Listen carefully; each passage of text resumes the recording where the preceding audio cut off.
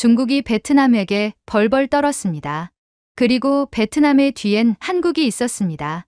남중국해에서 중국의 불법 조업과 잦은 영해 침범으로 작은 나라 베트남은 중국에게서 도망가기 바빴습니다.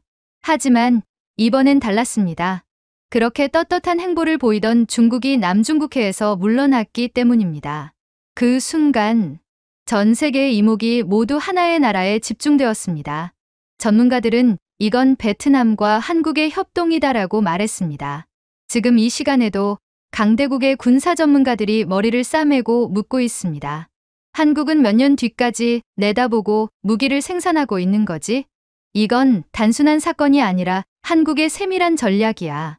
중국 정부에서는 한국의 군함들이 동남아와 손잡고 남중국해를 장악하려 한다는 거짓 정보도 뿌리기 시작했고, 이것을 본 중국의 국민들은 한숨을 쉬며 고개를 떨구며 아무 말도 못하고 있습니다. 도대체 베트남의 바다에서 무슨 일이 벌어진 것일까요? 왜 초강대국 중국은 작은 나라 베트남에게 벌벌 떨게 되었을까요? 지금 바로 비디오를 재생해 보겠습니다. 그 전에 잠깐 1초 만에 누를 수 있는 좋아요 버튼을 꾹 눌러주시면 영상 제작에 아주 큰 힘이 됩니다. 저는 현재 베트남 해군 HQ-20에서 근무 중인 응우옌 반뚜 소위입니다. 제가 한국의 군함 한 척의 갑판위에서 직접 겪은 이야기를 여러분께 들려드리고 싶어서 이렇게 사연을 보내게 되었습니다. 2024년 3월 해군 사관학교 졸업식이 끝나고 제가 배정받은 부대는 하이퐁 해군기지였습니다. 4년간의 사관학교 생활 동안 꿈꿔왔던 현대식 군함에서 근무하게 될 거라는 기대감으로 가득 찬 채 기지에 도착했습니다. 베트남 해군이 최근 들어 현대화에 박차를 가하고 있다는 소식을 들었기 때문에 분명 최신 장비를 갖춘 함정에 배치될 거라고 확신했습니다. 기지 정문을 통과하면서 저는 가슴이 뛰었습니다. 드디어 진짜 해군 장교로서의 첫 발을 내딛는 순간이었으니까요. 인사과에서 짐을 정리하고 담당 중령을 만나러 갔을 때 저는 여전히 설렘으로 가득했습니다. 동기들과 함께 사관학교에서 배운 최신 전술과 무기 체계들을 실전에서 써볼 수 있다는 생각에 밤잠을 못 이룰 정도였으니까요. 반뚜 소위, 앞으로 근무할 함정은 저기 보이는 HQ-20이다.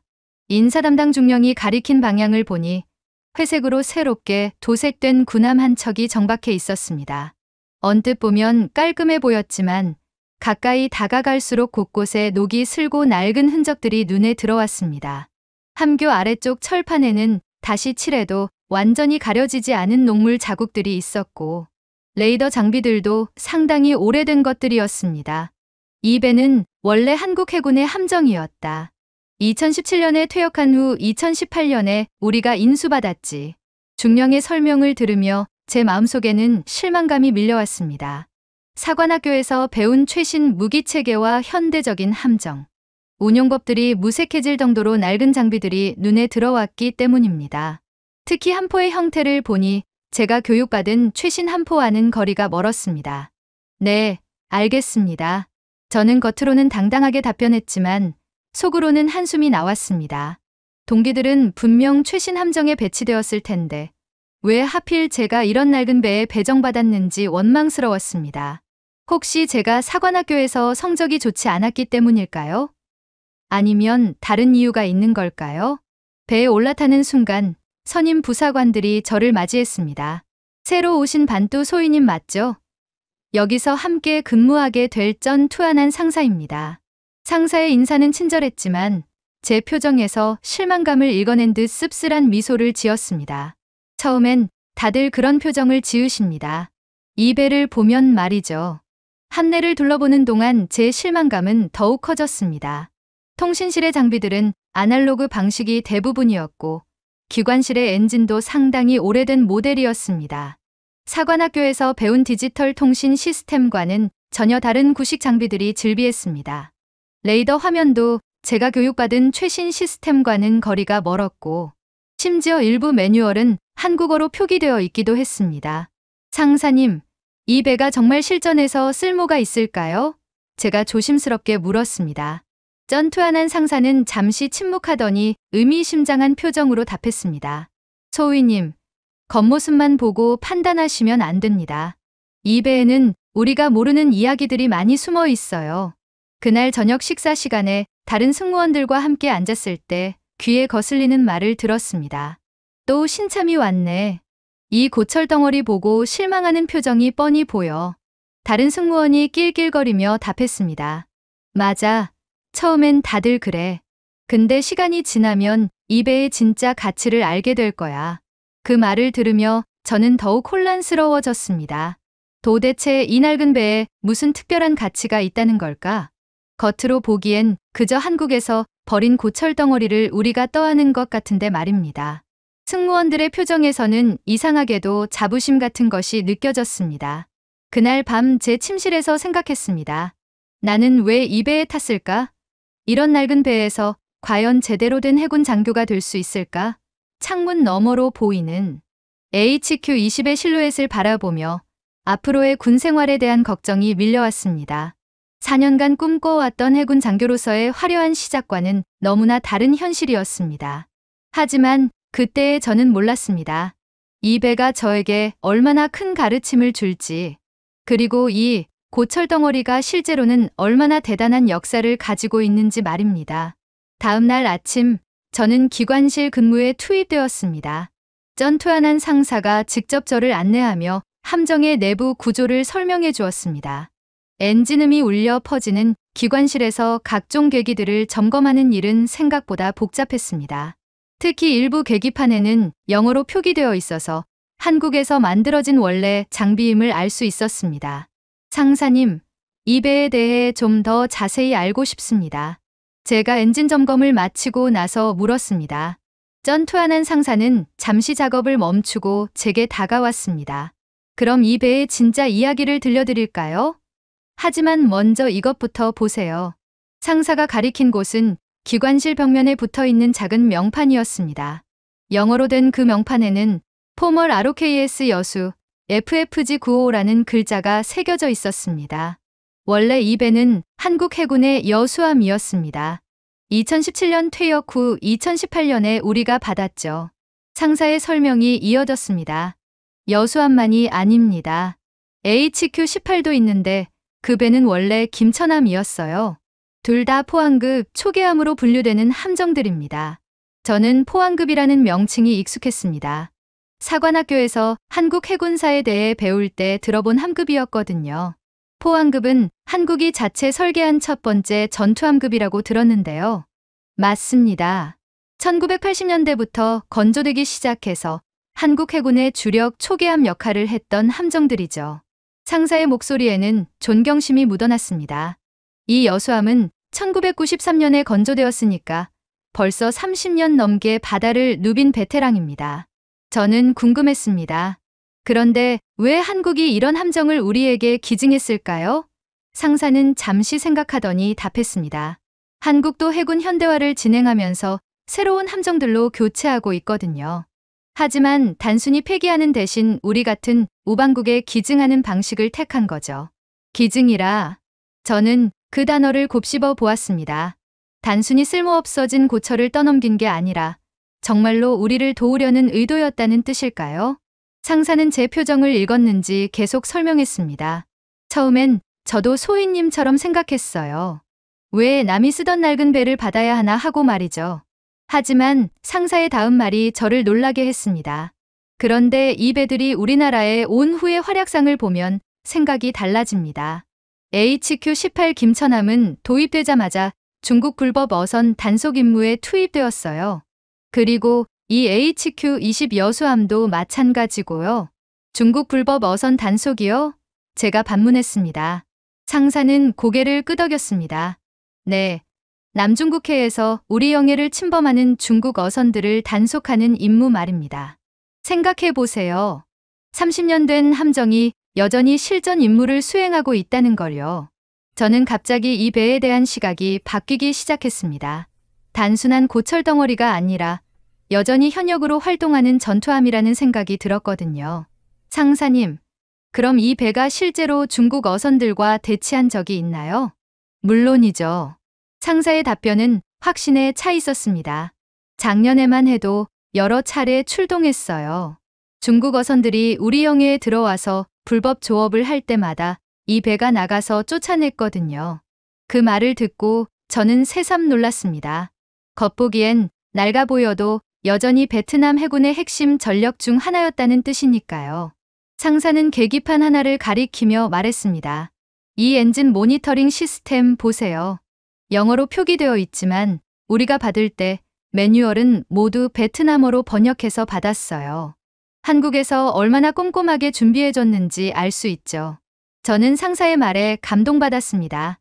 단순히 배만 기증한 게 아니라 우리가 제대로 운용할 수 있도록 모든 자료까지 번역해서 전달해 준 것이었습니다.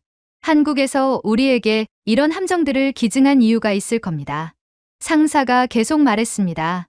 한국도 중국의 해양 팽창주의에 대해 우려하고 있거든요. 우리가 남중국해를 제대로 지킬 수 있도록 도와주는 거죠. 저는 기관실의 각종 장비들을 다시 둘러보았습니다. 이제는 달리 보였습니다.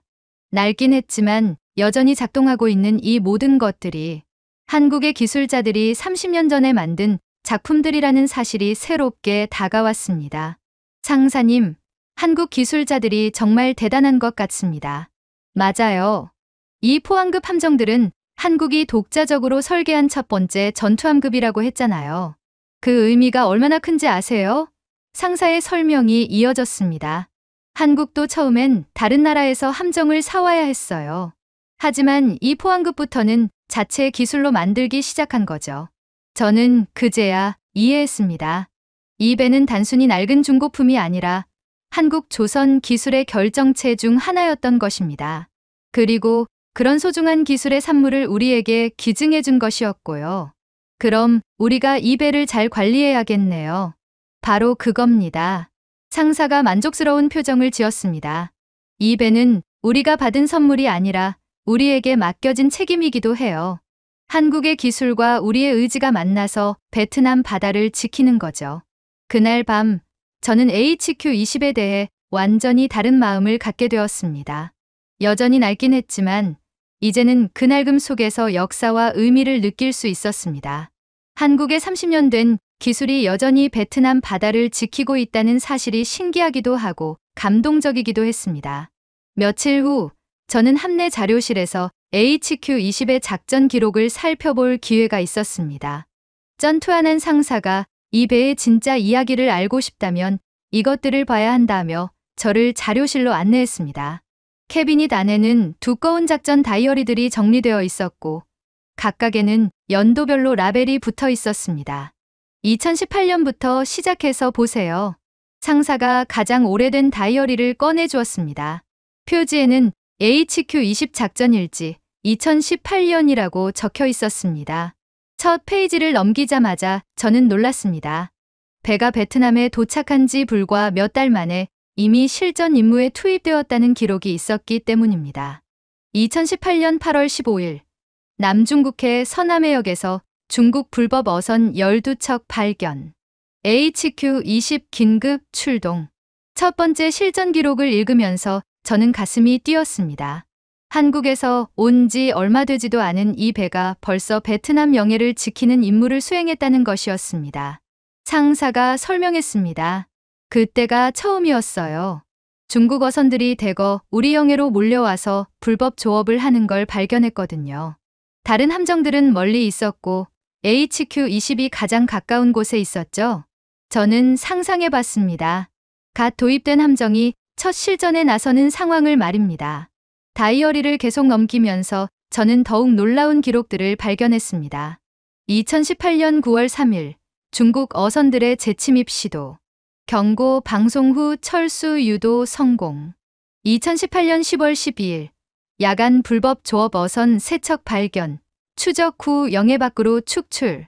한 달에 적어도 2~3차례씩은 실전 출동을 했다는 기록이었습니다.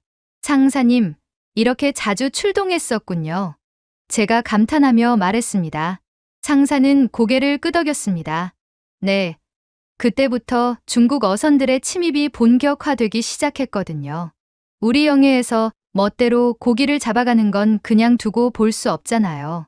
2019년 기록으로 넘어가자 상황은 더욱 심각해졌습니다. 2019년 4월 20일 중국 어선 15척과 해안경비정 1척이 함께 침입, HQ-20과 HQ-18 공동작전으로 대응. 이제는 중국 해안경비정까지 나서서 어선들을 보호하려 했다는 내용이었습니다. 이때가 정말 긴장됐어요. 상사가 당시를 회상하며 말했습니다. 중국 해안경비정이 우리보다 훨씬 큰 배였거든요. 하지만 HQ-20은 물러서지 않았어요. 오히려 더 당당하게 맞섰죠. 저는 그 장면을 상상해보니 가슴이 뜨거워졌습니다. 30년 된 작은 함정이 중국의 대형 경비정에 맞서는 모습을 말입니다. 다이어리에는 더욱 구체적인 내용이 기록되어 있었습니다. 중국 해안 경비정의 위협적 접근에도 불구하고 HQ-20은 국제법에 따른 정당한 영해 수호 임무를 계속 수행. 결국 중국 측이 먼저 철수. 읽으면서 저는 자부심이 느껴졌습니다. 우리 배가 국제법을 무시하는 중국에 맞서 당당하게 대응했다는 것이었습니다. 2020년과 2021년 기록을 보니 상황은 더욱 치열해졌습니다. 2020년 7월 8일 중국 어선 20척 집단 침입, 야간 작전으로 모두 축출 완료. 2021년 3월 15일 중국 해안 경비정의 우리 함정 향한 레이더 조사, HQ-20 대응 조치로 상황 종료. 중국의 도발은 갈수록 대담해졌지만 HQ-20은 한 번도 물러서지 않았습니다. 상사가 특별히 중요한 페이지를 가리켰습니다. 이것 좀 보세요. 2021년 8월의 기록입니다. 그 페이지에는 빨간 펜으로 강조된 내용이 있었습니다. 2021년 8월 25일 중국 어선들의 대규모 침입 시도에 HQ-20 단독 대응. 경고 사격 실시 후 모든 침입선 철수 완료. 베트남 영해 수호 임무 완벽 수행. 경고 사격까지 했었군요. 저는 놀라며 말했습니다. 상사는 진지한 표정으로 답했습니다. 네. 그때가 가장 위험한 순간이었어요. 중국 어선들이 경고를 무시하고 계속 침입하려고 했거든요. 하지만 HQ-20의 함장님이 단호하게 대응했죠. 다이어리의 다음 페이지에는 그날의 상세한 상황이 기록되어 있었습니다. 함장의 명령에 따라 76mm 함포로 경고 사격 실시. 중국 어선들 즉시 항로 변경하여 베트남 영해를 벗어남. 중국 해안 경비정의 무전 항의에 대해 국제법에 따른 정당한 대응이라고 단호하게 응답. 저는 이 기록을 읽으면서 가슴이 벅찼습니다. 한국에서 온 이 30년 된 함정이 베트남 바다를 이렇게 용감하게 지켜왔다는 사실이 감동적이었습니다. 상사님, 이 배가 정말 대단한 일들을 해냈네요. 그렇죠. 단순히 훈련용 배가 아니라 진짜 베트남 바다의 수호자였던 겁니다.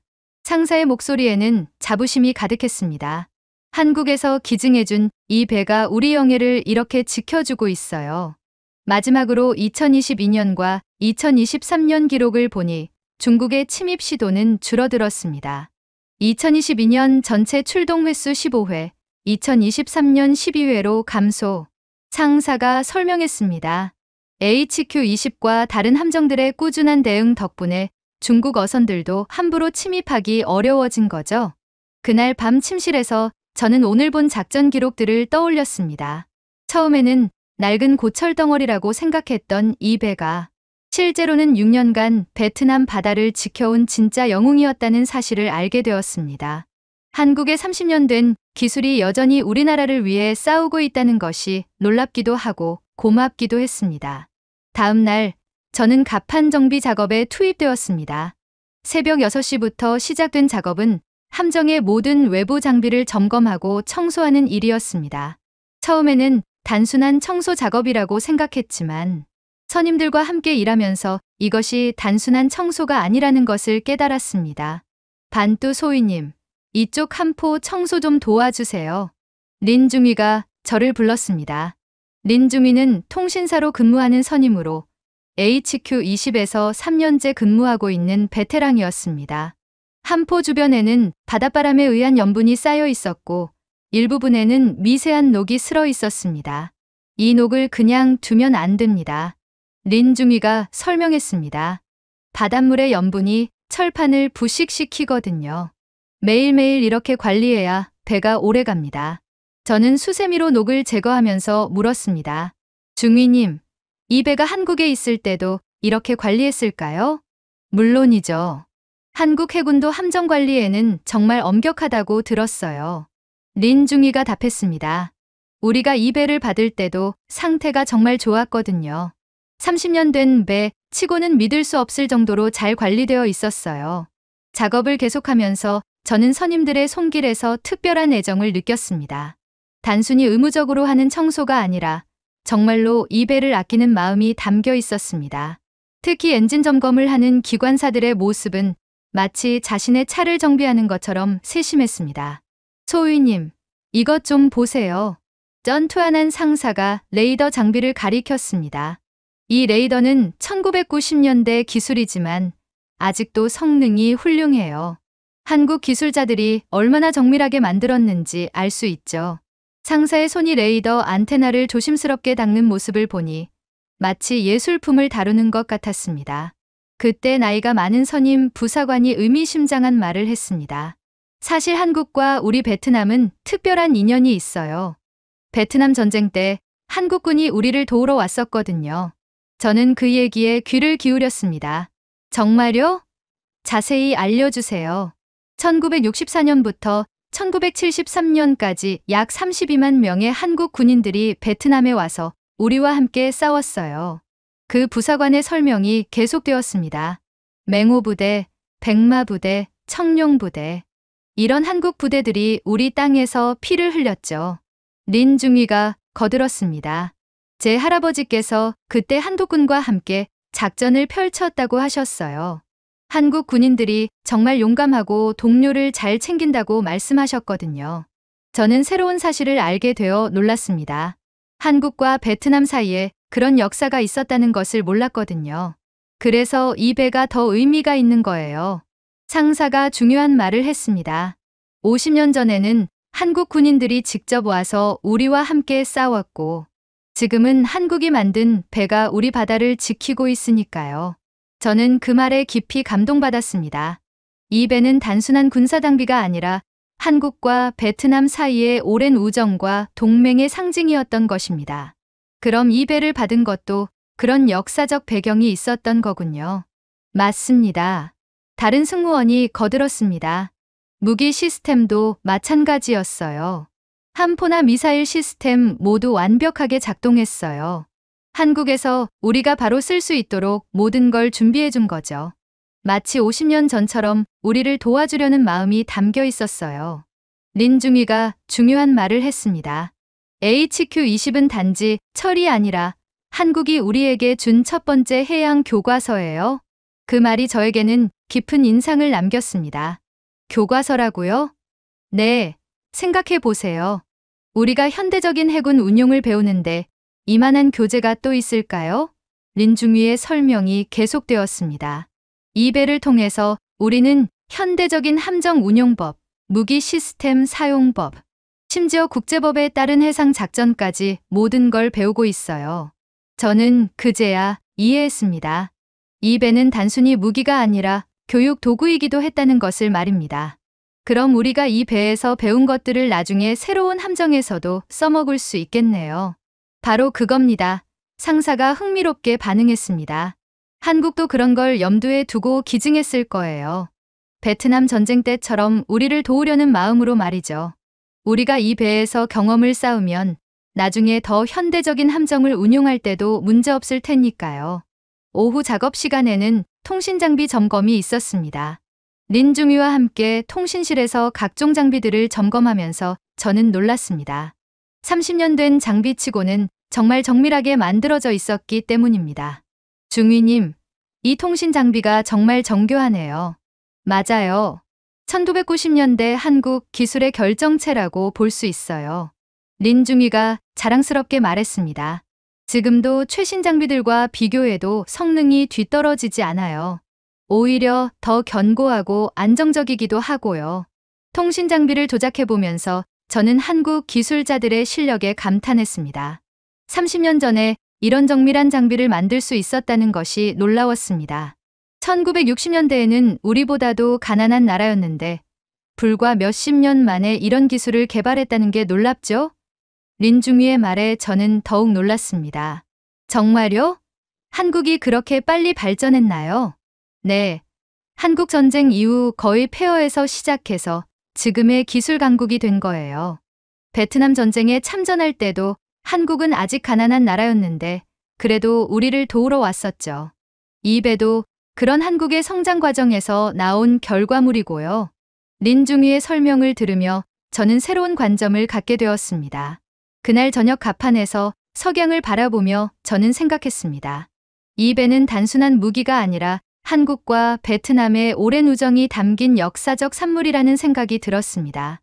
50년 전 한국 군인들의 희생과 우정, 그리고 지금 이 배를 통해 이어지는 두 나라의 인연이 정말 의미 있게 느껴졌습니다.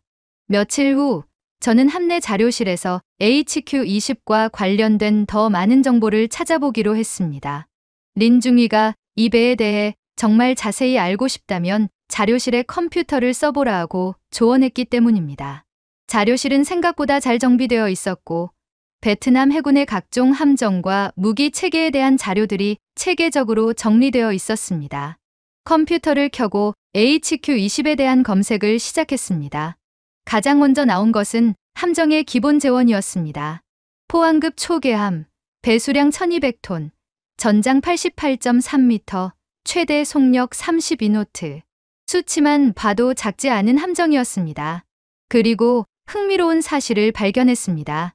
한국 해군 포항급 초계함 총 24척 건조, 그중 2척이 베트남에 기증됨. 자료를 더 자세히 읽어보니 HQ-18과 HQ-20이 바로 그 2척이었습니다. HQ-18은 원래 김천함이었고 HQ-20은 여수함이었다는 것도 확인할 수 있었습니다. 더 깊이 파고들자 놀라운 정보들이 나왔습니다. 김천함 건조 1992년, 여수함 건조 1993년. 두 함정 모두 현대중공업에서 건조. 같은 시기에 같은 조선소에서 만들어진 자매함이었던 것입니다. 그리고 두 함정 모두 한국 해군에서 25년간 근무한 후 베트남으로 오게 되었다는 기록도 있었습니다. 흥미롭네. 저는 혼자 중얼거렸습니다. 그때 자료실 문이 열리며 쩐투한한 상사가 들어왔습니다.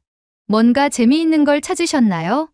상사가 제 어깨 너머로 화면을 보며 물었습니다. 네, 상사님. HQ-18과 HQ-20이 원래 자매함이었다는 걸 알았어요. 제가 흥미롭게 말했습니다. 상사는 의자를 가져와 제 옆에 앉았습니다. 아, 그거 정말 재미있는 이야기죠. 더 찾아보세요. 계속 검색하던 중 놀라운 보고서를 발견했습니다. 베트남 해군 현대화 프로젝트, 한국 함정 기증의 의미와 후속 조치. 2019년에 작성된 이 보고서는 상당히 자세한 분석을 담고 있었습니다. 보고서의 핵심 내용을 읽어보니 정말 놀라웠습니다. 군함 기증은 연대의 시작. 베트남은 이후 한국 미국산 무기 구매 전환을 시작했다.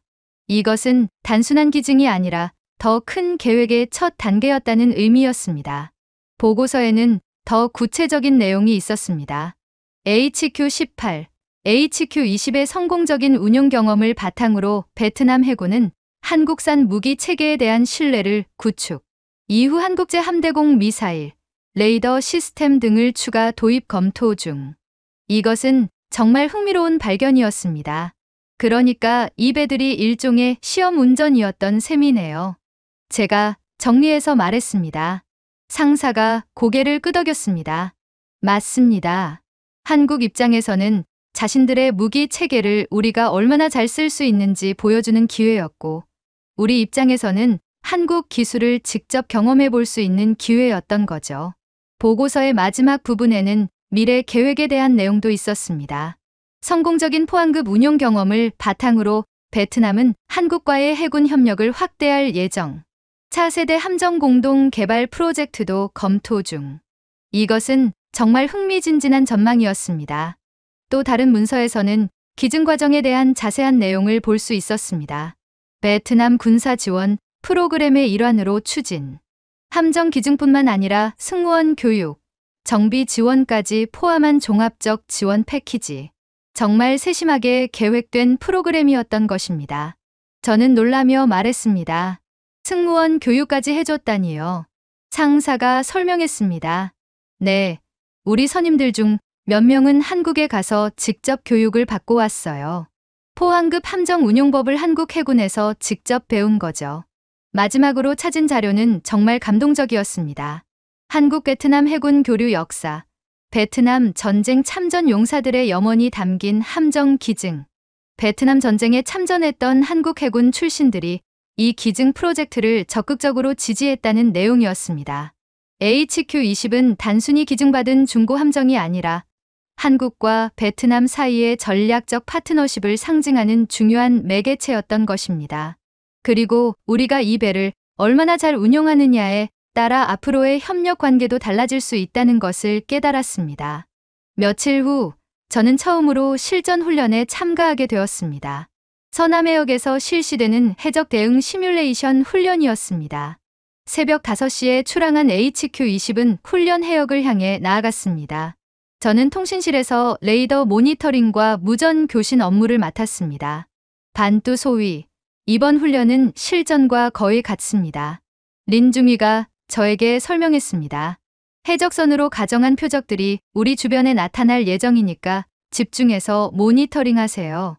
저는 긴장한 마음으로 레이더 화면을 주시했습니다. 훈련이 시작되고 30분 정도 지났을 때 예정된 대로 레이더에 여러 개의 점들이 나타났습니다. 덥촉, 방위 270도, 거리 15회리의 복수의 표적 발견. 제가 큰 소리로 보고했습니다. 함교에서는 즉시 전투준비 명령이 떨어졌습니다. 그런데 훈련용 해적선들과 모의 교전을 하는 동안 레이더에서 이상한 점을 발견했습니다. 훈련 계획에 없던 새로운 접촉들이 훈련 해역 외곽에 나타나고 있었습니다. 중위님, 훈련 해역밖에 알 수 없는 접촉들이 있는데요. 린중위가 레이더 화면을 확인했습니다. 이상하네요. 훈련 계획서에는 없던 선박들인데요. 더 자세히 관찰해보니 5척 정도의 선박들이 일정한 거리를 유지하면서 우리 주변을 맴돌고 있었습니다. 그때 통신기에서 희미한 무전이 들려왔습니다. 훈련용 주파수가 아닌 다른 주파수에서 나오는 중국어 교신이었습니다. 3호선, 베트남 함정이 훈련 중이다. 아직 들키지 않은 것 같으니 계획대로 작업하라. 저는 중국어를 어느 정도 알아들을 수 있었기 때문에 내용을 파악할 수 있었습니다. 중위님, 저들이 중국 어선들인 것 같습니다. 제가 급하게 보고했습니다. 린중위의 표정이 심각해졌습니다. 이건 훈련과 별개의 실제 상황입니다. 즉시 함교에 보고해야겠어요. 훈련은 일시 중단되었고 함장은 새로운 상황에 대한 대응을 명령했습니다. 소위님이 정말 잘 발견했네요. 쩐투한한 상사가 통신실로 와서 말했습니다. 이런 일이 종종 있어요. 우리가 훈련으로 주의가 분산된 틈을 타서 영의 침입을 시도하는 거죠. 정말 교묘한 타이밍이었습니다. 함장의 명령에 따라 HQ-20은 수상한 선박들에게 접근하기 시작했습니다. 저는 통신기를 통해 경고 방송을 내보냈습니다. 정체불명의 선박들, 여기는 베트남 해군입니다. 즉시 신원을 밝히고 베트남 영해를 벗어나십시오. 하지만 상대방의 반응은 없었습니다. 오히려 우리가 접근하자 중국 어선들은 서서히 거리를 벌리면서도 완전히 철수하지는 않았습니다. 영해 경계선 근처에서 계속 맴돌며 우리를 시험하는 것 같았습니다. 1시간 정도 신경전이 계속되었습니다. 중국 어선들은 영해 경계선을 넘나들면서 우리의 인내심을 시험하는 듯했습니다. 저들의 의도가 뭘까요? 제가 린중위에게 물었습니다. 아마도 우리의 대응 패턴을 파악하려는 것 같습니다. 그때 레이더에 새로운 접촉이 나타났습니다. 이번에는 훨씬 큰 선박이었습니다. 함장님, 북동쪽에서 고속으로 접근하는 대형 선박이 있습니다. 제가 긴급하게 보고했습니다. 함교에서 망원경으로 확인한 결과 중국 해안 경비정이었습니다. 상황이 급격히 긴장되기 시작했습니다. 단순한 불법 어선 문제가 아니라 중국 당국이 직접 개입한 상황이 되었습니다. 중국 해안경비정은 우리로부터 약 3회리 떨어진 곳에서 멈춰 섰습니다. 베트남 해군 함정, 여기는 중국 해안경비대다. 이 해역에서 우리 어민들이 정당한 조업 활동을 하고 있다. 방해하지 마라. 위협적인 무전이 들어왔습니다. 함장의 지시에 따라 저는 단호하게 응답했습니다. 여기는 베트남 해군 HQ-20입니다. 현재 위치는 베트남 영해입니다. 국제법에 따라 즉시 철수하시기 바랍니다. 상사가 제게 말했습니다. 소위님, 지금 이 순간이 바로 이 배의 진짜 가치를 보여주는 때입니다. 30년 된 함정이지만 여전히 베트남 바다를 지킬 수 있다는 걸 증명하는 거죠. 저는 그 말에 용기를 얻었습니다. 긴장감이 고조되는 가운데 저는 깨달았습니다. 이것이 바로 선임들이 말했던 실제 상황이었던 것입니다. HQ-20은 단순한 훈련용 배가 아니라 이런 위험한 상황에서 베트남의 주권을 지키는 진짜 전투함이었습니다. 한국에서 온 이 오래된 배가 지금 이 순간에도 베트남 바다를 지키고 있었습니다. 중국 해안경비정과의 긴장된 대치가 계속되고 있었습니다. 레이더 화면에서는 중국 해안경비정이 우리로부터 3회리 떨어진 곳에 정박해 있는 것이 보였고, 중국 어선들은 여전히 영해 경계선 근처에서 맴돌고 있었습니다. 이런 대치 상황이 벌써 2시간째 계속되고 있었습니다. 그때 갑자기 레이더에 새로운 움직임이 포착되었습니다. 함장님, 중국 어선 중 한 척이 고속으로 우리 영해 안쪽으로 침입하고 있습니다. 제가 급하게 보고했습니다. 레이더 화면을 보니 한 척의 어선이 다른 배들과 떨어져서 베트남 영해 깊숙이 들어오고 있었습니다. 속력이 얼마나 되나? 함장이 물었습니다. 약 18노트입니다. 일반적인 어선 속도가 아닙니다. 린 중위가 답했습니다. 보통 어선은 이렇게 빠른 속도를 낼 수 없었습니다. 이것은 분명 의도적인 도발 행위였습니다. 함장은 즉시 결단을 내렸습니다. 해당 어선에게 마지막 경고를 보내라. 그리고 응답하지 않으면 경고 사격을 준비한다. 저는 떨리는 목소리로 경고 방송을 내보냈습니다. 중국 어선, 즉시 항로를 변경하여 베트남 영해를 벗어나십시오. 이것이 마지막 경고입니다. 하지만 중국 어선은 경고를 완전히 무시하고 계속해서 우리 영해 안쪽으로 질주했습니다. 속도도 오히려 더 빨라져서 20노트 이상으로 달리고 있었습니다. 함장님, 어선이 경고를 무시하고 계속 침입하고 있습니다. 제가 다급하게 보고했습니다. 76mm 함포, 경고 사격 준비, 함장의 명령이 떨어졌습니다. HQ-20의 주포가 천천히 선회하면서 중국 어선을 향했습니다. 30년 된 함포였지만 여전히 위력적인 모습이었습니다. 함포 승무원들이 긴장한 표정으로 사격 준비를 완료했습니다. 경고 사격 발사, 함장의 명령과 함께 76mm 함포에서 천둥 같은 소리가 울려 퍼졌습니다. 포탄은 중국 어선으로부터 약 200m 떨어진 바다에 떨어져 거대한 물기둥을 만들었습니다. 바다 전체가 그 굉음으로 진동했습니다. 경고 사격의 효과는 즉시 나타났습니다. 고속으로 침입하던 중국 어선이 급히 속도를 줄이며 항로를 변경하기 시작했습니다. 함장님, 침입 어선이 항로를 변경하고 있습니다. 제가 흥분된 목소리로 보고했습니다. HQ-20의 단호한 대응이 효과를 본 것입니다. 그러나 상황은 여기서 끝나지 않았습니다. 중국 해안경비정에서 즉시 분노에 찬 무전이 들어왔습니다. 베트남 해군, 너희는 지금 우리 평화로운 어민들에게 발포했다. 이것은 명백한 도발 행위다. 중국 측의 목소리는 이협적이었습니다. 함장은 차분하게 응답하라고 지시했습니다. 저는 떨리는 목소리지만 확고하게 답했습니다. 여기는 베트남 해군 HQ-20입니다. 우리는 국제법에 따른 정당한 경고 사격을 실시했습니다. 베트남 영해를 침범한 선박에 대한 합법적 대응입니다. 중국 해안경비정은 계속해서 항의했습니다. 즉시 사격을 중단하고 사과하라. 그렇지 않으면 우리도 대응 조치를 취할 것이다. 위협의 강도가 높아지고 있었습니다. 함내의 모든 승무원들이 긴장한 표정으로 상황을 지켜보고 있었습니다. 넌투한한 상사가 제게 말했습니다. 소위님, 지금 이 순간이 바로 이 배의 진짜 가치를 보여주는 때입니다. 30년 전 한국에서 만들어진 이 함포가 지금 베트남의 주권을 지키고 있어요. 저는 그 말에 감동받았습니다. 한편 경고 사격을 본 다른 중국 어선들도 서서히 베트남 영해에서 물러나기 시작했습니다. HQ-20의 단호한 대응이 전체 상황을 바꾸고 있었습니다. 함장님, 다른 중국 어선들도 철수하기 시작했습니다. 관측병이 보고했습니다. 하지만 중국 해안경비정은 여전히 위협적인 자세를 유지하고 있었습니다. 우리로부터 이해리까지 접근해 온 상태였습니다. 레이더에서 보니 그들도 무기 시스템을 우리 쪽으로 향하고 있는 것 같았습니다. 긴장감이 최고조에 달했습니다. 중위님, 이 상황이 어떻게 끝날까요? 제가 걱정스럽게 물었습니다. 린 중위는 침착하게 답했습니다. 우리가 정당한 일을 했으니까 당당해야 해요. HQ-20은 베트남 바다를 지키는 배입니다. 바다 위에는 팽팽한 긴장감이 흘렀습니다. 한쪽에는 30년 된 한국의 포항급 함정이, 다른 쪽에는 중국의 대형 해안경비정이 서로를 노려보고 있었습니다. 이 대치 상황이 어떻게 해결될지 아무도 예측할 수 없었습니다.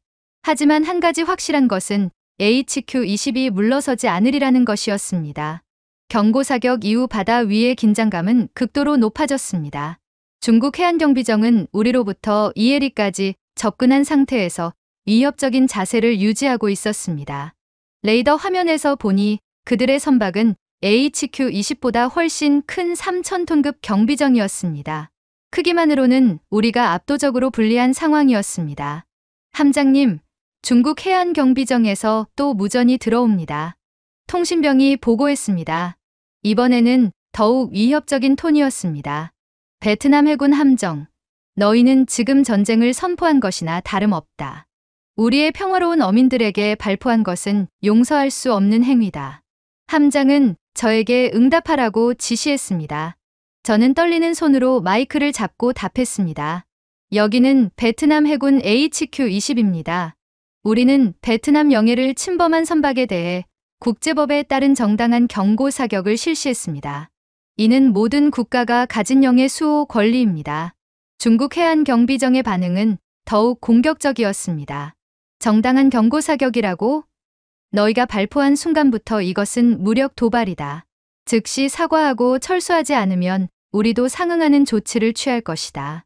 그들의 목소리에는 분명한 위협이 담겨 있었습니다. 레이더를 확인해 보니 중국 해안경비정이 우리 쪽으로 더욱 접근하고 있었습니다. 거리가 1.5해리로 줄어들었습니다. 함장님, 중국 경비정이 계속 접근하고 있습니다. 제가 긴급하게 보고했습니다. 상황이 물리적 충돌로 이어질 가능성이 높아지고 있었습니다. 그때 상황을 더욱 복잡하게 만드는 일이 벌어졌습니다. 중국 어선 중 한 척이 갑자기 중국 해안경비정과 HQ-20 양쪽의 지시를 완전히 무시하고 고속으로 베트남 영해 깊숙이 질주하기 시작한 것입니다. 함장님, 중국 어선 한 척이 다시 우리 영해로 고속 침입하고 있습니다. 린 중위가 레이더를 확인하며 분석했습니다. 속력이 25노트입니다. 이건 분명 의도적인 도발입니다. 일반 어선이 이런 속도를 낼 수는 없어요. 상황은 더욱 심각해졌습니다. 중국 측이 우리의 대응을 시험해 보려는 것 같았습니다. 함장은 즉시 결단을 내렸습니다. 해당 어선에 대해 선체 조준 사격을 준비한다. 더 이상 경고 사격이 아니다. 이것은 정말 위험한 결정이었습니다. 선체 조준 사격은 실제로 상대방을 제압하려는 의도를 나타내는 것이었습니다. 76mm 한 포, 침입 어선의 선체 조준, 포수가 정밀하게 조준을 시작했습니다. HQ-20의 한 포는 비록 30년 된 장비였지만 여전히 정확한 사격이 가능했습니다. 한국 기술자들이 만든 화기 관제 시스템이 정확하게 작동하고 있었습니다. 발사, 함장의 명령과 함께 두 번째 포탄이 발사되었습니다. 이번에는 중국 어선의 선수 앞쪽 불과 50m 지점에 정확하게 착탄했습니다. 거대한 물기둥이 솟아오르며 중국 어선을 완전히 덮었습니다. 이것은 명백한 경고 메시지였습니다. 침입하던 중국 어선은 즉시 급정거하며 항로를 변경했습니다. 하지만 이번 사격으로 인해 중국 해안경비정의 분노는 극에 달했습니다. 베트남 해군, 너희는 지금 우리 국민에게 직접 위해를 가했다. 이것은 명백한 군사적 도발이다. 그들의 무전은 계속되었습니다. 즉시 사격을 중단하고 함장이 직접 사과하라. 그렇지 않으면 우리도 무력으로 대응할 것이다. 중국 해안경비정도 무기를 우리 쪽으로 향하고 있는 것이 망원경으로 확인되었습니다. 한내의 긴장감은 극도로 높아졌습니다. 넌투한한 상사가 제게 말했습니다. 소희님, 지금이 바로 이배의 진짜 실력을 보여줄 때입니다. 크기는 작지만 우리에게는 정의가 있어요. 저는 그 말에 용기를 얻었습니다. 함장은 중국 해안경비정의 위협에 굴복하지 않았습니다. 오히려 더욱 단호한 자세를 보였습니다. 전 승무원, 전투준비 태세 유지, 중국 경비정의 동향을 계속 감시하라. HQ-20의 모든 무기 시스템이 임전 태세를 갖추었습니다. 한편 다른 중국 어선들은 HQ-20의 단호한 대응을 보고 모두 베트남 영해에서 물러나기 시작했습니다. 하지만 중국 해안경비정은 여전히 우리와 대치하고 있었습니다. 거대한 선체로 우리를 위협하려는 듯 천천히 접근하고 있었습니다. 함장님, 중국 경비정이 이레리까지 접근했습니다. 제가 보고했습니다. 이제는 정말 위험한 거리였습니다. 물리적 충돌이 일어날 수 있는 상황이었습니다. 바다 위에는 팽팽한 긴장감이 흐르고 있었습니다. 린중이가 저에게 말했습니다. 소위님, 이런 상황에서도 HQ-20이 물러서지 않는 이유를 아세요? 이 배에는 베트남 바다를 지키겠다는 의지와 한국 기술자들의 혼이 담겨 있기 때문입니다. 정말 감동적인 말이었습니다. 상황은 일촉즉발이었습니다. 30년 된 한국의 포항급 함정과 중국의 최신 해안경비정이 베트남 영해에서 팽팽하게 대치하고 있었습니다. 과연 이 대결이 어떻게 끝날지, 그리고 HQ-20이 이 위기를 어떻게 극복할지 모든 승무원들이 숨을 죽이고 지켜보고 있었습니다. 중국 해안경비정과의 대치가 절정에 달한 순간 상황을 결정지을 운명적인 무전이 들어왔습니다. 중국 해안경비정의 함장으로 보이는 사람이 직접 교신을 요청해 왔습니다. 베트남 해군 함장, 나는 중국 해안경비대 233호정의 함장이다. 즉시 사격을 중단하라. HQ-20의 레 민광 함장이 직접 마이크를 잡았습니다. 저는 함장님의 차분하지만 단호한 목소리를 들을 수 있었습니다. 여기는 베트남 해군 HQ-20 함장 레 민광이다. 우리는 국제법에 따라 베트남 영해를 수호하고 있다. 중국 함장의 반응은 즉시 나왔습니다. 레 함장, 당신들이 우리 평화로운 어민들에게 발포했다. 이것은 명백한 침략 행위다. 즉시 사과하고 철수하지 않으면 우리도 무력으로 대응할 수밖에 없다. 위협적인 톤이었습니다. 하지만 레 민광 함장의 답변은 더욱 강렬했습니다. 233호정 함장, 잘못 알고 있는 것 같군요. 침략자는 당신들입니다. 함장의 목소리에는 분노가 담겨 있었습니다. 우리 영해에서 우리 어민들을 위협하고 경고를 무시하고 계속 침입한 것은 당신들입니다. 중국 측의 압박은 더욱 거세졌습니다. 레 함장, 현실을 보십시오. 우리는 3,000톤급이고 당신들은 고작 1,200톤급 낡은 함정입니다. 이 바다에서 누가 더 강한지 모르겠습니까? 명백한 무력 과시였습니다. 그 순간 레 민광 함장이 폭발했습니다. 크기로 승부하자는 말입니까? 함장의 목소리가 갑자기 높아졌습니다. 좋습니다. 그럼 당신들의 3,000톤짜리 배가 우리 76mm 함포를 피할 수 있는지 한번 봅시다. 함내 모든 승무원들이 긴장했습니다. 중국 함장이 당황한 목소리로 답했습니다. 레 함장, 위험한 발언을 하고 있습니다. 이것은 전쟁 도발입니다. 하지만 레 민광 함장은 전혀 물러서지 않았습니다. 전쟁 도발이라고요? 함장의 목소리는 이제 얼음처럼 차가워졌습니다. 당신들이 우리 영해를 침범하고 우리 국민을 위협하는 것이 전쟁 도발 아닙니까? 그럼 우리가 맞서는 것도 전쟁입니다. 한내가 완전히 조용해졌습니다. 함장은 계속했습니다. 233호정 함장, 제대로 들으시오. 이 HQ-20은 30년 된 배지만 한국의 정밀 기술로 만들어진 76mm 함포가 있습니다. 거리 이해리에서 당신들의 함교를 정확히 맞출 자신이 있습니다. 중국 측에서 잠시 침묵이 흘렀습니다. 그 침묵 사이로 레 민광 함장이 결정타를 날렸습니다. 그리고 한 가지 더 알려드리겠습니다. 우리는 지금 이 순간을 모두 기록하고 있습니다. 당신들의 불법 침입, 우리 어민들에 대한 위협, 모든 것이 증거로 남을 것입니다. 함장의 목소리는 더욱 위협적이 되었습니다. 이 기록들이 CNN, BBC, 로이터 통신에 전달되면 어떻게 될지 아십니까? 중국이 작은 베트남을 괴롭히는 모습이 전 세계에 방송될 것입니다. 이것은 중국이 가장 두려워하는 시나리오였습니다. 중국 함장의 목소리가 급격히 약해졌습니다. 함장 흥분을 가라앉히고 대화합시다. 하지만 내 민꽝 함장은 그 말을 끊어버렸습니다. 아직 끝나지 않았습니다. 함장이 천둥 같은 목소리로 외쳤습니다. 지금 당장 모든 선박을 철수시키십시오. 60초 드리겠습니다. 60초 후에도 우리 영해에 있으면 우리는 정당방위로 간주하고 실탄 사격을 개시할 것입니다. 함내의 모든 승무원들이 숨을 멈췄습니다. 내 민꽝 함장이 실제로 카운트다운을 시작했습니다.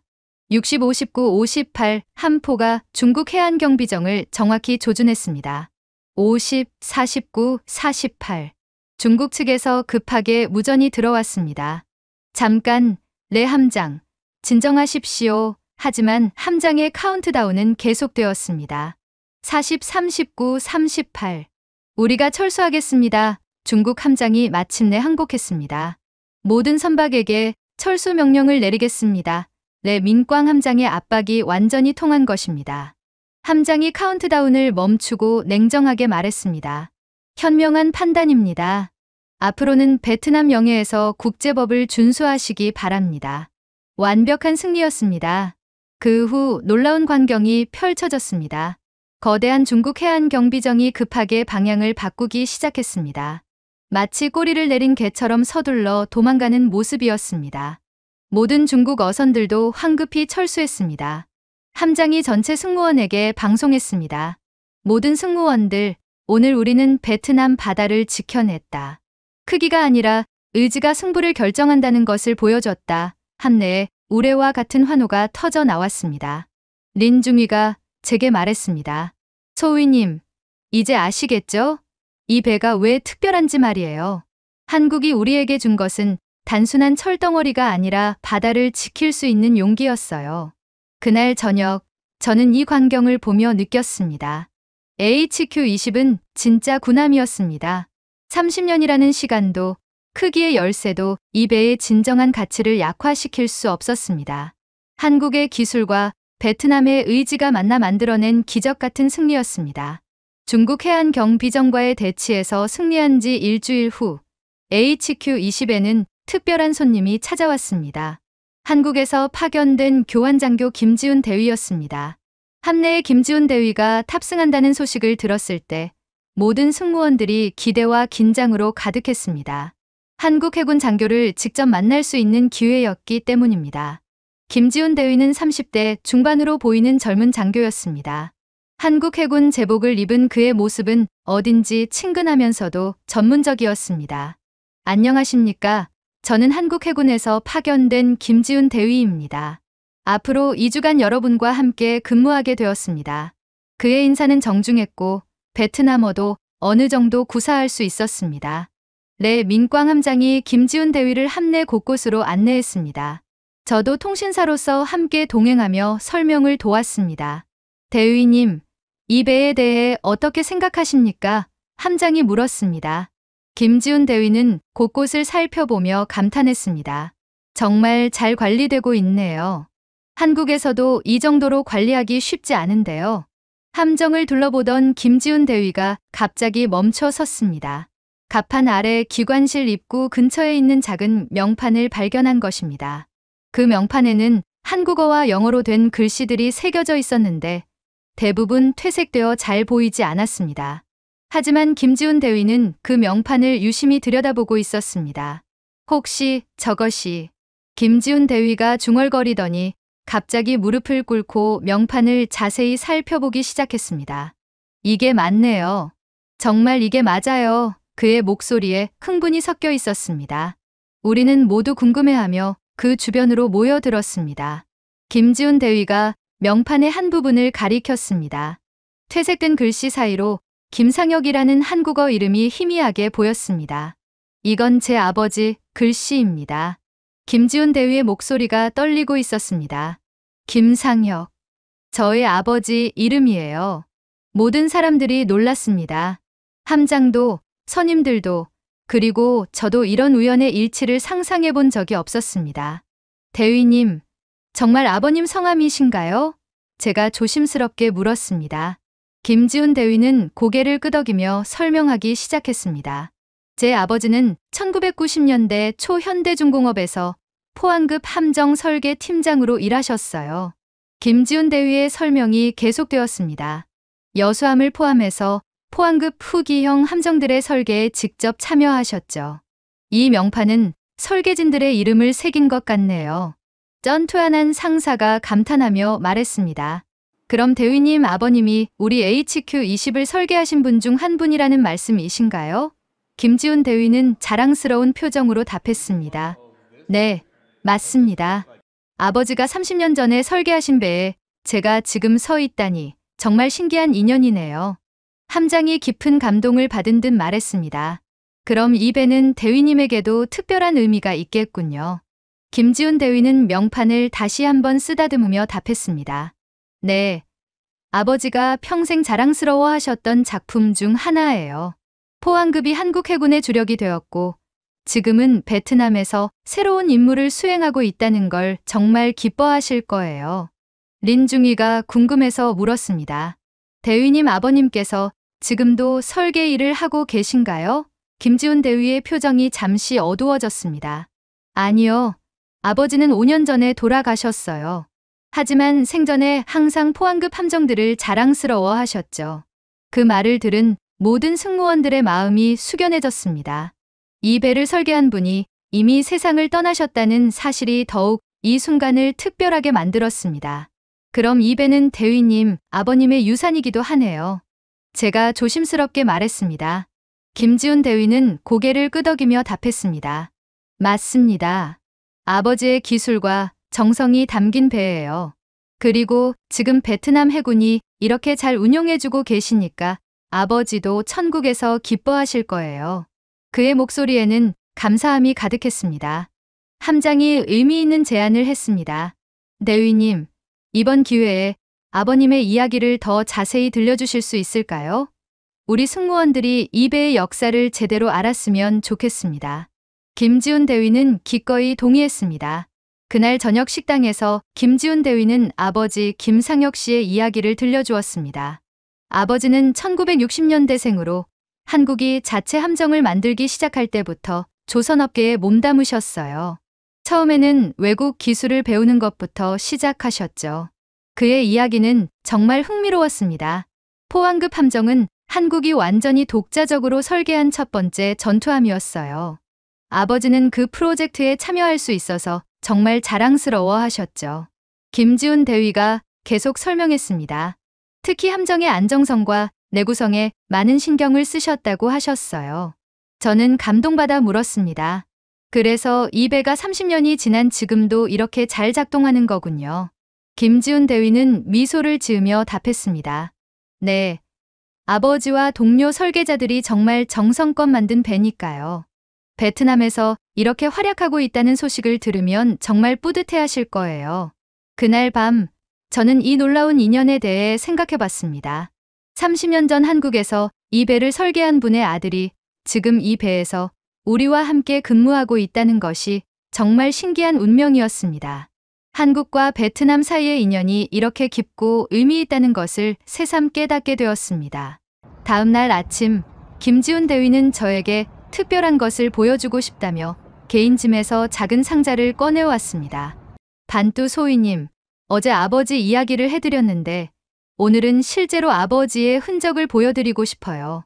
그가 조심스럽게 상자를 열자 오래된 사진 몇 장과 작은 설계도면들이 나왔습니다. 첫 번째 사진을 보는 순간 저는 감동받았습니다. 1993년 현대중공업 조선소에서 찍힌 사진이었는데 거대한 크레인 아래에서 건조 중인 함정의 모습이 담겨 있었습니다. 이것이 여수함이 건조되던 당시 모습입니다. 김지훈 대위가 설명했습니다. 저기 보이는 함정이 바로 지금 우리가 타고 있는 HQ-20이에요.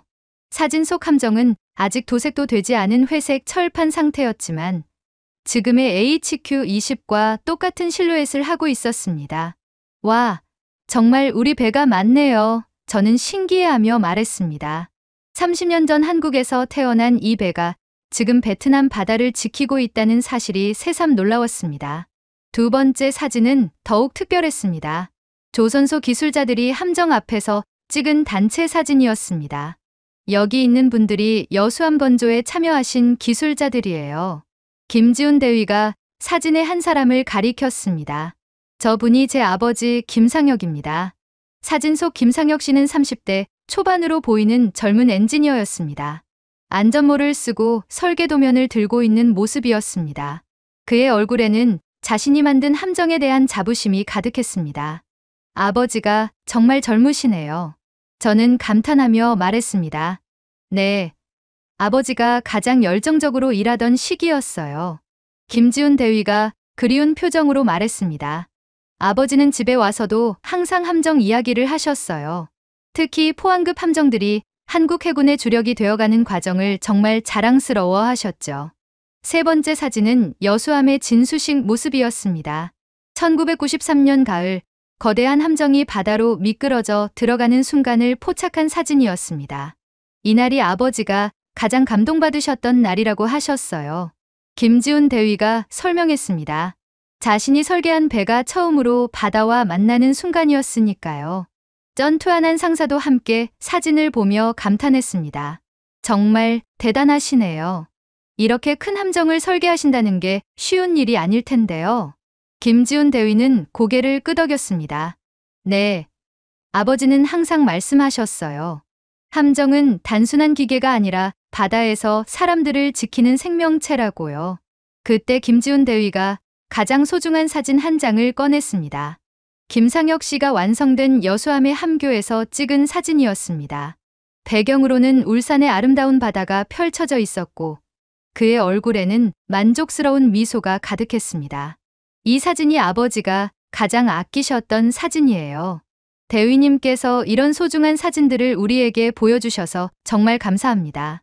저는 진심으로 말했습니다. 김지훈 대위는 미소를 지으며 놀라운 말을 했습니다. 사실 제가 이번에 베트남에 온 이유 중 하나가 아버지가 만든 배를 직접 보기 위해서였어요. 정말요? 린중이가 놀라며 물었습니다. 김지훈 대위는 고개를 끄덕였습니다. 네. 아버지가 돌아가시기 전에 마지막 소원을 말씀하셨어요. 자신이 만든 포항급 함정들이 어떻게 활동하고 있는지 보고 싶다고 하셨거든요. 김지훈 대위의 목소리가 잠시 떨렸습니다. 그때 저는 해군에 갓 입대한 상태라 아무것도 할 수 없었어요. 하지만 지금 이렇게 아버지 대신 여기 와서 HQ-20을 보게 되었네요. 아버지의 소원을 제가 대신 이루는 것 같아서 정말 감동스러워요. 함장이 깊이 감동받은 표정으로 말했습니다. 대위님 아버님의 소원을 이루는데 우리가 도움이 되어서 정말 영광입니다. HQ-20은 아버님의 작품이 여전히 살아있다는 증거입니다. 정말 의미 있는 말이었습니다. 그때 김지훈 대위가 마지막 사진을 꺼냈습니다. 아버지 김상혁 씨가 생전에 마지막으로 찍은 사진이었습니다. 침대에 누워있지만 여전히 함정 모형을 손에 들고 있는 모습이었습니다. 아버지는 마지막까지 자신이 만든 배들을 걱정하셨어요. 특히 해외로 기증된 포항급 함정들이 잘 활동하고 있는지 정말 궁금해하셨죠. 저는 그 사진을 보며 뭉클했습니다. 한 엔지니어의 평생 작품에 대한 애정과 걱정이 고스란히 담겨 있었습니다. 대위님, 아버님께 전해드리고 싶은 말이 있어요. 제가 말했습니다. 아버님이 만드신 HQ-20은 여전히 훌륭하게 베트남 바다를 지키고 있다고요. 김지훈 대위의 눈에 눈물이 맺혔습니다. 고맙습니다. 아버지가 들으시면 정말 기뻐하실 거예요. 그는 잠시 멈춘 후 계속 말했습니다. 이 사진들을 베트남에 남겨두고 가고 싶어요. HQ-20의 역사와 함께 보관해 주셨으면 좋겠어요. 정말요? 이렇게 소중한 사진들을요? 상사가 놀라며 물었습니다. 김지훈 대위는 확신에 찬 목소리로 답했습니다. 네, 이 사진들은 HQ-20과 함께 있어야 해요. 이 배의 탄생 과정과 만든 사람들의 마음을 보여주는 증거니까요. 그날 저녁, 우리는 이 사진들을 함내 자료실에 특별히 보관하기로 했습니다. 한국에서 온 엔지니어들의 손길과 마음이 담긴 소중한 기록들이었습니다. 30년의 시간을 넘어 한국과 베트남을 연결하는 가교 역할을 하는 귀중한 유산이 된 것입니다. 김지훈 대위와 함께한 2주가 지나고 드디어 그가 한국으로 돌아가는 날이 되었습니다. 이 짧은 기간 동안 저는 HQ20에 대해 완전히 새로운 관점을 갖게 되었습니다. 더 이상 이 배는 단순한 낡은 함정이 아니었습니다. 한국과 베트남의 우정, 그리고 수많은 사람들의 땀과 정성이 담긴 살아있는 역사였습니다. 김지훈 대위가 떠나기 전날 저녁, 한내에서 작은 송별회가 열렸습니다. 모든 승무원들이 모인 가운데 대위는 마지막 인사를 했습니다. 2주 동안 여러분과 함께 지내면서 정말 많은 것을 배웠습니다. 특히 HQ20을 이렇게 소중하게 관리하고 계시는 모습을 보며 감동받았어요. 내 민광 함장이 답사를 했습니다. 대위님 덕분에 우리도 이 배의 진짜 가치를 더 깊이 이해하게 되었습니다. 아버님과 한국 기술자들의 정성이 이렇게 살아있다는 것을 알게 되어 정말 감사합니다. 함장의 말에 모든 승무원들이 고개를 끄덕였습니다. 김지훈 대위는 마지막으로 의미 있는 말을 했습니다. 여러분이 받은 것은 단순한 철덩어리가 아닙니다.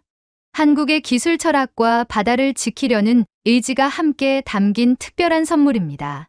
그리고 여러분이 그것을 완벽하게 증명해 보이고 계십니다. 그로부터 6개월이 지났습니다. 저는 HQ20에서 선임장교로 승진했습니다.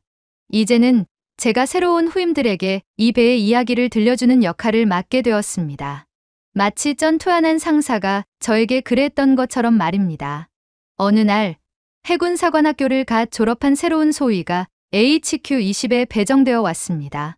그의 이름은 팜 민투이였고 제가 1년 전에 그랬던 것처럼 이 배를 보고 실망한 표정을 감추지 못했습니다.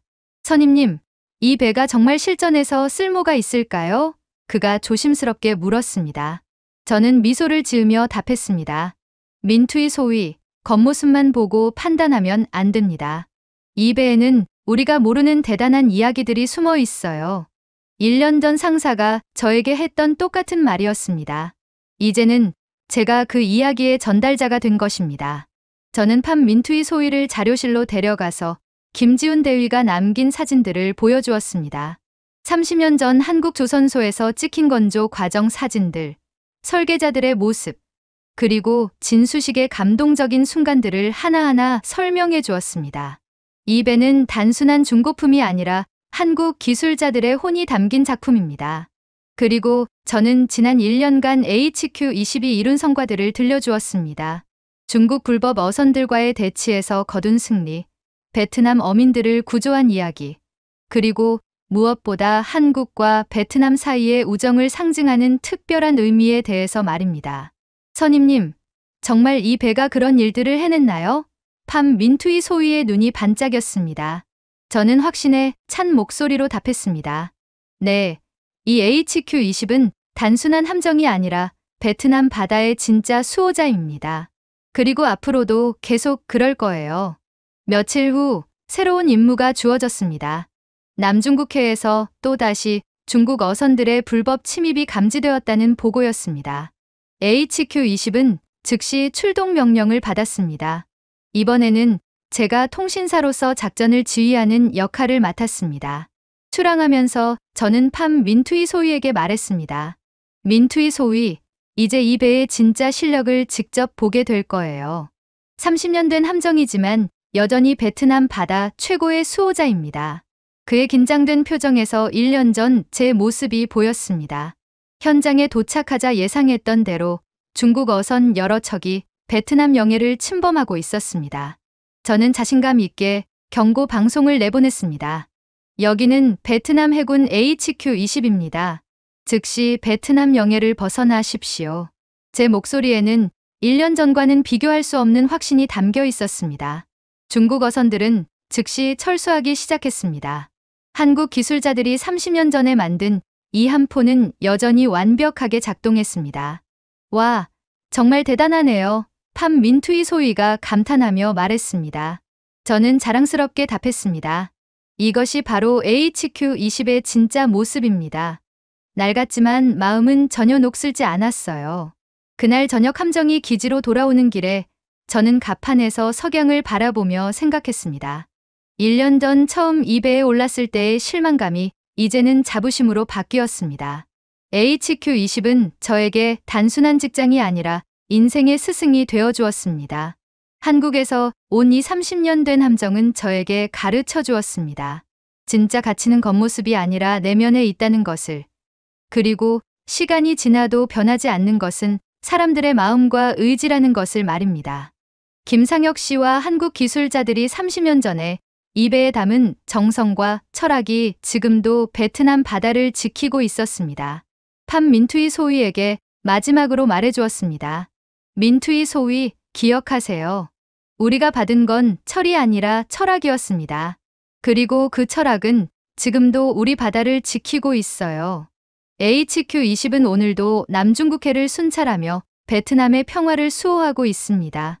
오늘의 이야기는 여기까지입니다. 여러분은 어떻게 느끼셨나요? 여러분의 생각과 마음속 울림을 댓글로 남겨 감동 비디오의 마지막을 장식해주세요.